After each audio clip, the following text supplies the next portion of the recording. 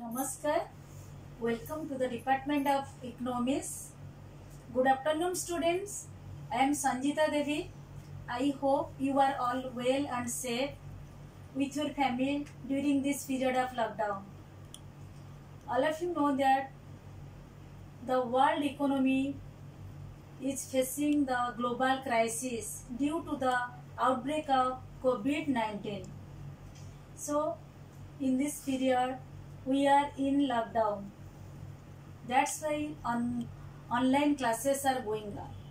Okay, students, today I am going to discuss the quantity theory of money, which was propounded by the American economist Irving Fisher in his famous book, The Purchasing Power of Money, in 1911. So, students, before going to discuss quantity theory of money, you must know what is value in economics. Value in economics is value in exchange. That means the purchasing power of a commodity. Similarly, the value of money means its purchasing power in terms of goods and services in general. So, the purchasing power depends on the prevailing price level. So, when the prices are high, the money will buy less, then its value will fall. And when prices are fall, then money will buy more and its value will be high. Okay. So, the value of money is inversely proportional to the price level. So, according to the quantity theory of money, when the quantity of money increases, the price will increases proportionately with the increase in the quantity of money. So, students, so the price level increases proportionately with an increase in the quantity of money, and conversely, when the quantity of money decreases, the price level also decreases, keeping other things remain unchanged. So, there are several factors depends on or determine the value of money and the price level. First one is the volume of trade or transaction. Second factor is the quantity of money in the economy. Third one is the velocity of money in circulation. So, what is velocity of money in circulation? Velocity of money in circulation means average number of times per period a unit of money is used to in making payments for transaction purposes. Again, I repeat, velocity circulation of money implies average number of times per period a unit of money is used in making payments for transaction of goods and services. Clear, students? Then I hope you must see the PPT. So, the transaction version of the quantity theory of money, which was provided by the American economist Irving Fisher in his book The Purchasing Power of Money in 1911. According to Fisher, other things remaining constant, as the quantity of money in circulation increases, the price level also increases in direct proportion and the value of money decreases, and vice versa. Vice versa means when the quantity of money in circulation decreases, then the price level also decreases in direct proportion and the value of money increases, right? So, next, this quantity theory of money, this Fisher's quantity theory of money is best explained with the help of his famous equation of exchange, that is MB equal to PT or P equal to MB by T, where M is the quantity of money, B is the transaction velocity, P the price level, and T is the total goods and services that is transacted. Clear? Then students, like other commodities, the value of money or price level is determined by the demand for and supply of money, right? Like other commodities, the price or the value of money is determined by the demand for and supply of commodity. So what is demand for price and what is demand for money and what is supply of money? You must know. Then what is supply of money? The supply of money consists of the quantity of money multiplied by the number of times this money changes hands. That means the velocity of circulation. The velocity circulation of money. So the quantity of money is denoted by the alphabet M, and the velocity circulation of money is denoted by the alphabet B. In Fisher's equation, B is the velocity of money, which already I discussed. It means the average number of times a unit of money is used in making payments for transaction during a period of time. Thus, in this equation, MB refers to total volume of or total supply of money in circulation. Then you must know what is demand for money, right? So the demand for money is equal to total market value of all goods and services transacted. How it is obtained? It is obtained by multiplying total amount of things, that is denoted by T, by average price level. Price level is denoted by the alphabet P, right? The Fisher's equation of exchange represents equality between the demand for money and supply of money, or the total value of all items transacted. Clear? So, how to explain the equation? Irving Fisher used the equation of exchange to explain the causal relationship between money supply and price level. Well, students, in the long run, under full employment situation, total output does not increase or does not change, and the transaction of velocity is also stable in the long run. According to the quantity theory of money, or according to the version of the Irving Fisher, in the long run, under full employment situation, the total output does not change and the velocity of circulation of money is stable, right? So in this way, Fisher concludes that changes in money cause direct and proportional relation between the price level, keeping other things remain constant, right? So then Fisher also extended his equation of exchange, and he extended the equation of exchange so as to include demand or bank deposit, which is denoted by the alphabet M dash, and their velocity is V dash in the total supply of money. Fisher extended his equation of exchange in the total supply of money. So what will be the extended equation of Fisher's? MB plus M dash V dash equal to PT. MB plus M dash V dash is in supply side and PT is in demand side. Okay, or P equal to MB plus M dash V dash whole divided by T. The level of prices or the level of general prices, it will depend on 5 important factors. First, the volume of money in circulation, that is denoted by M. Second, its velocity of circulation, that is denoted by V.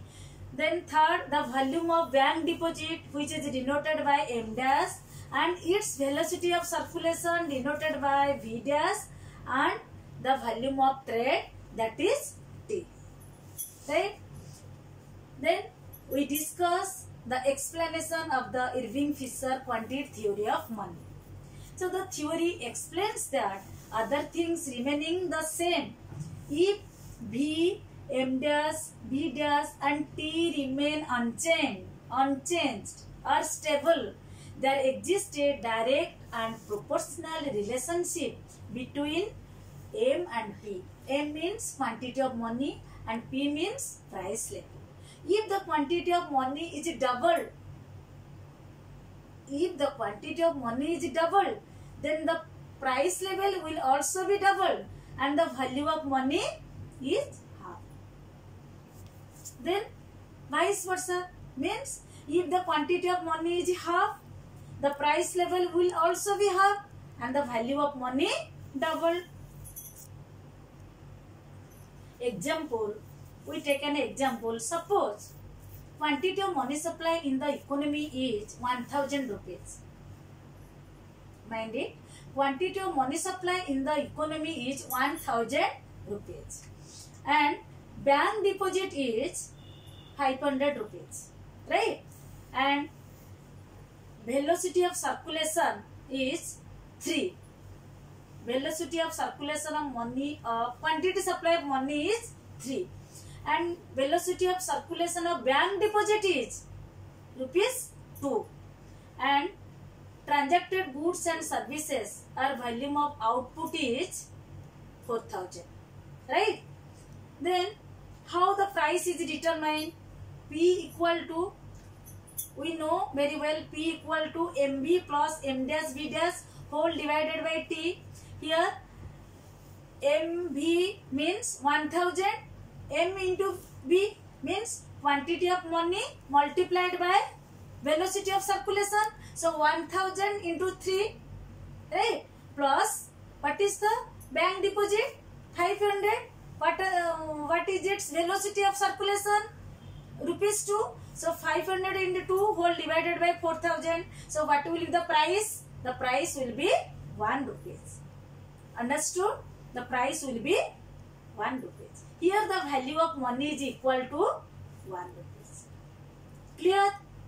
So if the supply of money is doubled, mind it students, if the supply of money is doubled, that means before supply of money was 1000, now it is doubled, means it will be 2000, but I know velocity of circulation of money is remain unchanged, that means it is 3.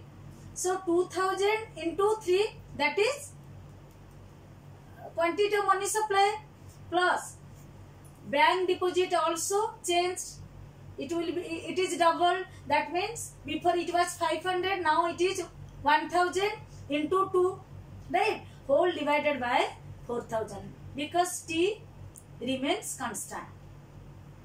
So what will be the price of good? What will be the price of good? It is 2 rupees per good, right? So value of money is, in this case value of money is half. Already we discussed, when the money is doubled, the price level will also be doubled, but the value of money is half. So in this case value of money is half, 1 by 2. Clear? If the supply of money is half, then what will happen? If the supply of money is half, then before it was 1000 supply of money, now if it will be 500, then the velocity of circulation remain unchanged, that means it is 3 rupees. So 500 into 3 plus the bank deposit is 250. Before it was 500, so now it is half, means it is 250 plus into 2, so divided by 4000. T remains constant. So what will be the price?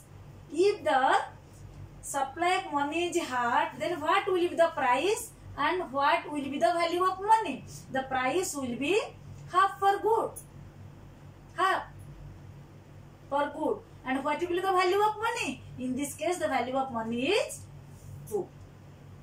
Before it was 1. Now the value of money is double. Clear? So this equation of exchange, Fisher's equation of exchange, can be explained through a diagram or graphical. We can explain it through graphical presentation. Look at the Look at the diagram. In the first diagram, look at the diagram please. On the OX axis, we have represented what?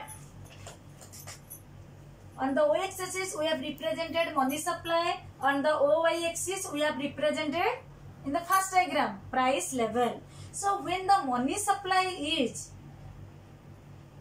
doubled, that means when money supply is from OM to OM dash. Look at the graph or look at the diagram, students. When the money supply will be doubled, that means from OM to OM dash.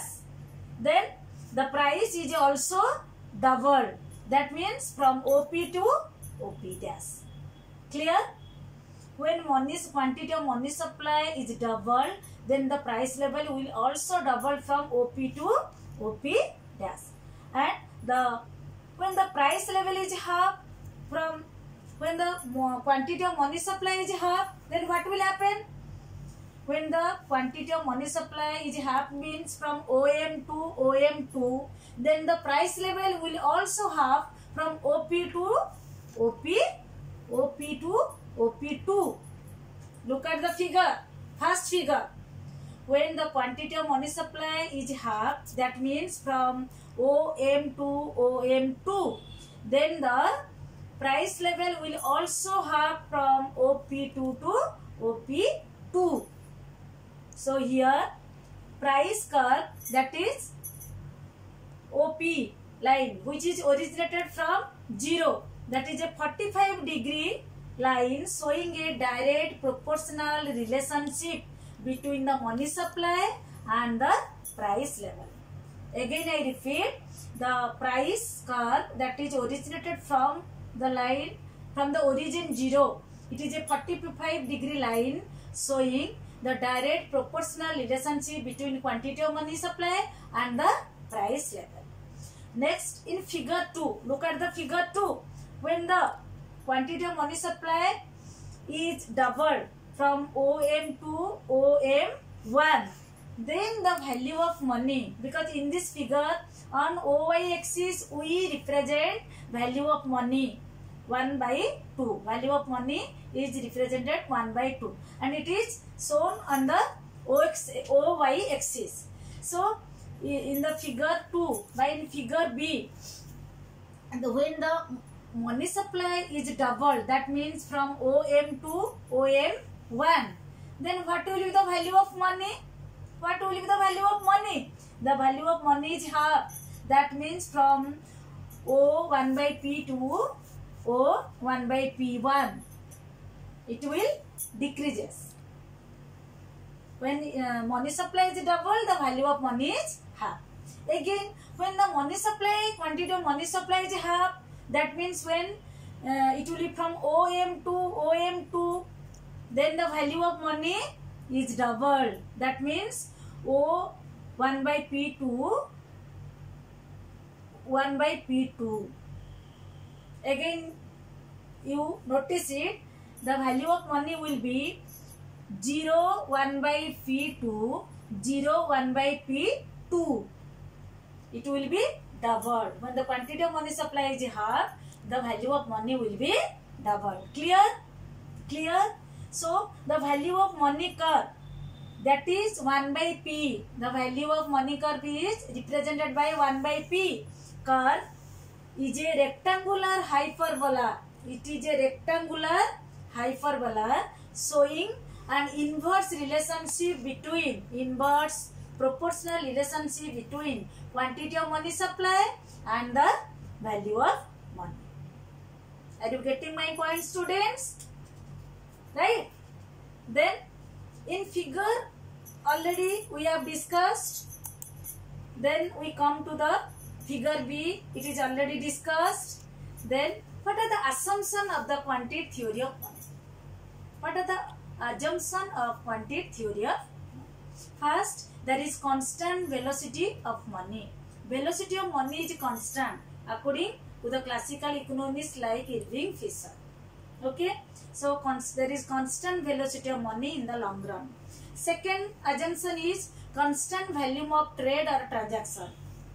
Third assumption is price level is a passive factor. which means that price level is affected by other factors of equation, but it does not affect them.